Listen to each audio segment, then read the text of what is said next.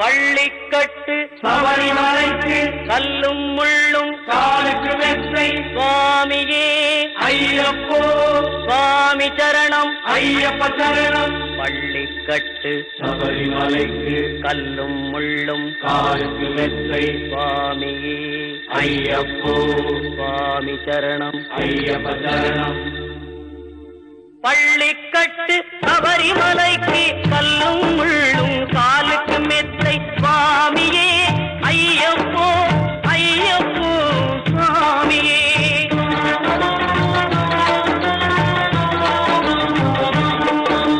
நெய்யபிஷேகம் சுவாமிக்கே கற்பூர தீபம் சுவாமிக்கே ஐயப்பன் மார்களும் கூறிக்கொண்டு ஐயனை நாடி சென்றிடுவார் சபரிமலைக்கு சென்றிடுவார் சுவாமியே ஐயப்போ ஐயப்போ சுவாமியே.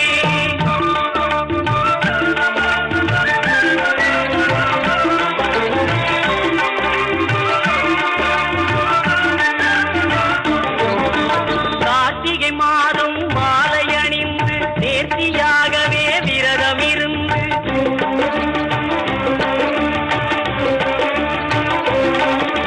பார்த்த சாரதியின் மைந்தனே உன்னை பார்க்க வேண்டிய தவம் இருந்து பார்த்த சாரதியின் மைந்தனே உன்னை பார்க்க வேண்டிய தவம் இருந்து இருமுடி எடுத்து எருமேலை வந்து ஒரு மனதாகி பேட்டை துள்ளி அருமை நண்பரா பாவரை தொழுது ஐயனின் அருள்மலை ஏறிடுவார் சுவாமியே ஐயப்போ ஐயப்போ சுவாமியே.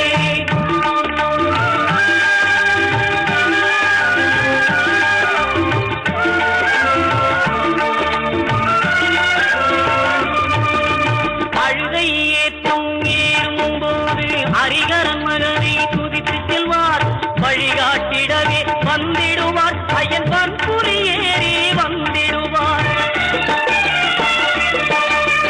கரிமலை ஏற்றம் கடினம் கடினம் கருணை கடலும் துணை வருவார் கரிமலை இறக்கம் வந்தவுடனே பெருநெறி பம்பையை கண்டிடுவார் சுவாமியே ஐயப்போ ஐயப்போ சுவாமியே.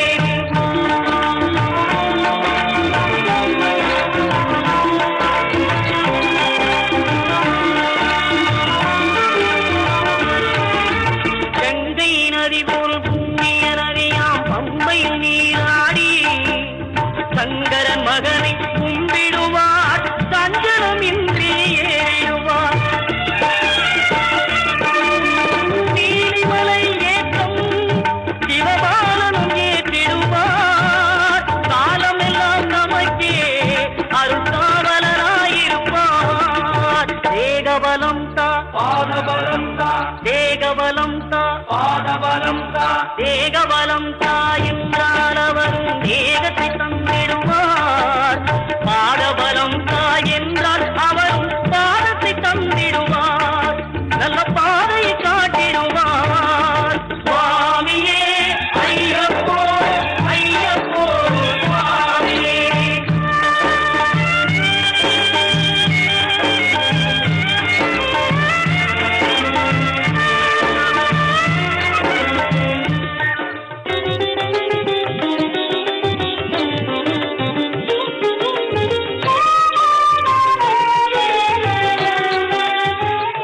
இன்றைய தினம் பரிகார ஸ்தலங்கள் பகுதியிலே ஒரு பொதுவான தகவல். கோவிலுக்கு போய் சாமி தரிசனம் பண்ணிட்டு வீட்டுக்கு தான் வரணுமா, வேற எங்கேயும் போகக்கூடாதா? இது நிறைய பேருக்கு ஒரு சந்தேகம். கோவிலுக்கு போயிட்டு நேரா வீட்டுக்கு வந்தாதான் அந்த புண்ணியம் நமக்கு கிடைக்கும் அப்படின்ற மாதிரி சில பேர் நினைச்சிட்டு இருக்காங்க. அது தவறான கருத்து. அப்படி எல்லாம் இல்லை. உதாரணத்துக்கு இப்ப நம்ம ஒரு கோயிலுக்கு போறோம், போய் சாமி தரிசனம் எல்லாம் பண்றோம், போய் அர்ச்சனை எல்லாம் பண்ணிட்டு பிரசாதத்தெல்லாம் எடுத்துக்கிட்டு வர்றோம். வர வழியில கொஞ்சம் பசிக்குது, சரின்னு ஒரு ஹோட்டலுக்கு போய் காஃபி சாப்பிட்டு டிஃபன் சாப்பிட்டு வரோன்னு வச்சுங்க. அப்போ அந்த புண்ணியம்லாம் அந்த ஹோட்டல்காரருக்கா போய்டும். இல்லை பக்கத்துலேயே எங்கே ஒரு பொட்டி கடையில் போய் ஒரு சோடா வாங்கி கொடுத்தாக்க கோயிலுக்கு போன புண்ணியம்லாம் அந்த பொட்டி கடைக்காரருக்கு போயிடும் அப்படின்னா எவ்வளோ அபத்தமாக இருக்குது. இது ரொம்ப ஒரு மூட நம்பிக்கை. சாமி தரிசனம் செய்துவிட்டு வீட்டிற்குத்தான் வர வேண்டும் என்ற ஒரு நிர்பந்தம் கிடையாது. அப்படி எந்த ஒரு கட்டாயமும் கிடையாது. ஒரு சிலர்லாம் காலையில் வீட்டிலிருந்து கிளம்பி நேராக கோயிலுக்கு போவாங்க. கோயிலுக்கு போயிட்டு சாமி தரிசனம் பண்ணிட்டு அப்படியே ஆஃபீஸ் கிளம்பி போவாங்க. ஒவ்வொரு கோயிலுக்கு போயிட்டும் வீட்டுக்கு வந்துட்டு மறுபடியும் போகணுன்றது நடைமுறையிலையும் அது சாத்தியம் இல்லை. கிராம பக்கத்தில் இருக்கிறவங்க வேணா கோயிலுக்கு போயிட்டு வீட்டுக்கு வந்துட்டு கொஞ்ச நேரம் கழித்து மற்ற வேலைகளை கவனிக்க போகலாம். கோவிலேருந்து நேரம் எங்கே போகிறோமோ அந்த இடத்துக்கு தான் அந்த புண்ணியம் போகும், அந்த பலன்லாம் அங்கே போயிடும் அப்படின்னு சொல்கிறது ரொம்ப ஒரு நல்ல ஒரு வைஸ் திங்கிங் இல்லாமல், ஒரு பிராட் திங்கிங் இல்லாமல், ரொம்ப ஒரு குறுகிய வட்டத்துக்குள் தனது மனதை வைத்து கொண்டு சிந்திப்பவர்கள் தான் இந்த மாதிரி சொல்லுவாங்க. இந்த மாதிரி சில பேர் சொல்லியிருக்காங்க. எங்கிட்ட வர்றவங்களே கேட்டிருக்காங்க, சார் நாங்கள் கோவிலுக்கு போயிட்டு அப்படியே வேற எங்கேயாவது போகலாமா, இல்லை வீட்டுக்கு தான் வரணுமா அப்படின்னு கேட்பாங்க. ஏன் அப்படி கேட்குறீங்க அப்படின்னு கேட்டால், இல்லை எல்லாரும் சொல்கிறாங்க நீ கோவிலுக்கு போய் சாமி கும்பிட்டு நேராக வீட்டுக்கு தான் வரணும், வேற எங்கேயும் போகக்கூடாது அப்படின்றாங்க. ரொம்ப ஒரு மூட நம்பிக்கையோட ஒரு உச்சகட்டமான ஒரு விஷயமாக இருக்கிறது இது. அந்த மாதிரி எல்லாம் இல்லை.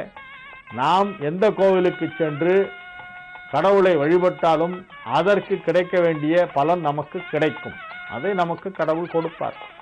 அந்த கோவிலுக்கு சென்று தரிசனம் செய்துவிட்டு நம்மளுடைய மற்ற வேலைகளையும் போய் அப்படியே கவனிக்கலாம். இன்னொரு ஃப்ரெண்டு வீட்டுக்கு போகணும்னா போகலாம், சொந்தக்காரங்க வீட்டுக்கு போகலாம். எங்க அந்த புண்ணியம்லாம் அவங்களுக்கு போயிடுமோன்னு பயப்படாதீங்க. உண்மையில சொல்ல போனா சாமி தரிசனம் பண்ணும்போது நம்மளுடைய பிரார்த்தனை எப்படி இருக்கணும்னா, எல்லாரும் நல்லா இருக்கணும். லோகா சமஸ்தா சுகினோ பவந்து அப்படின்னு தான் சொல்லியிருக்கு. உலகம் அனைத்தும் நன்றாக இருக்க வேண்டும், எல்லோரும் நன்றாக இருக்க வேண்டும் என்றுதான் நாம் சாமியை வழிபடணுமா. நான் மட்டும் நல்லா இருக்கணும்னு வேண்டிக்கிறவனும் இருக்கான், நான் நல்லா இருக்கணும் ஆனா என் எழுத்து வீட்டுக்காரன் நல்லா இருக்க கூடாதுன்னு வேண்டிக்கிறவனும் இருக்காங்க. தனக்கு ஒரு கண்ணு போனாலும் பரவாயில்ல, அடுத்த வீட்டுக்காரனுக்கு 2 கண்ணு போகணும்னு ஒரு கதை சொல்லுவாங்களே, அந்த மாதிரியான கேஸ் எல்லாம் நிறைய பேர் இருக்காங்க. அந்த மாதிரி எல்லாம் ஒரு குறுகிய எண்ணத்தோடு இறை வழிபாடு செய்யக்கூடாது. கடவுளை வழிபடும் பொழுது தூய்மையான உள்ளத்தோடு இறைவனை வழிபட வேண்டும். அழுக்காறு அவா வெகுளி இன்னாச்சொல் இவை 4 இழுக்கார் இயன்ற தரம். இந்த 4 தீய எண்ணங்களும் இருக்கக்கூடாது. அழுக்காறு என்றால் பொறாமை குணம், அவா என்றால் பேராசை, வெகுளி என்றால் கோபம், இன்னாச்சொல் என்றால் கடுமையான சொற்கள். இந்த 4ஐயும் நீக்கிவிட்டு செய்கின்ற செயலுக்கு பெயர்தான் அறம். ஆக ஆலய வழிபாடு என்பது ஒரு அறம். அதிலே இந்த 4ம் இருக்கக்கூடாது. மனத்துக்கண் மாசிலன் ஆதல் அனைத்தரன் ஆகுல நீரபெற. ஆகவே மனத்துக்கண் மாசு இல்லாமல் இருக்க வேண்டும். மனதிலே மாசு இல்லாமல், அழுக்கு இல்லாத மனமாக தூய்மையான மனத்தோடு போய் இறை வழிபாடு செய்து, கடவுளே எல்லாரும் நல்லா இருக்கணும், என்னையும் நல்லா வச்சுக்கோ. உலகம் ஃபுல்லா நல்லா இருந்தாதான் நம்ம நாடு நல்லா இருக்கும். நம்ம நாடு ஃபுல்லா நல்லா இருந்தாதான் நம்ம மாநிலம் நல்லா இருக்கும்.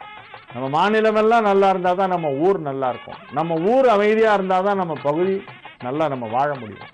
நம்ம தெருவில் எல்லாரும் சந்தோஷமா சிரிச்சிட்டு இருந்தாதான் நம்ம வீட்டில் உட்காந்து சிரிச்சிட்டு இருக்க முடியும். பக்கத்து வீட்டில் அழற சத்தம் கேட்டா நம்மளால நிம்மதியா இருக்க முடியுமா?